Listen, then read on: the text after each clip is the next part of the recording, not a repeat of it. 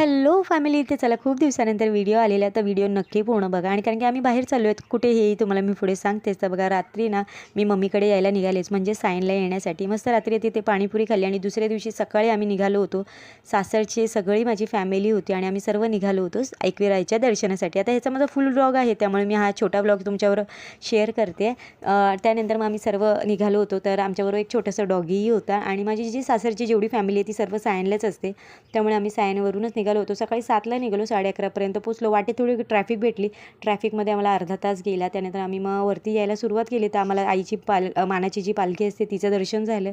त्यानंतर वरती आलो, थोडीशी आम्ही रिलॅक्स झालो, कारण की आमचे काही जे नातेवाईक होते ते खालीच होते, हळूहळू चालत येतो, त्यामुळे त्यांची थोडी वाट बघितली. ते सर्व आल्यानंतर मग आम्ही आईचं दर्शन घेतलं आणि परत आम्ही घरी यायला निघालो. खाली येईपर्यंत आम्हाला 4:30 झाले होते आणि येताना ताई आमचं जेवण घेऊन आले होते, त्यामुळे आम्ही मस्त बसमध्येच बसून जेवलो. त्यानंतर मग रात्री आम्ही परत अंबरनाथला यायला निघालो होतो. चला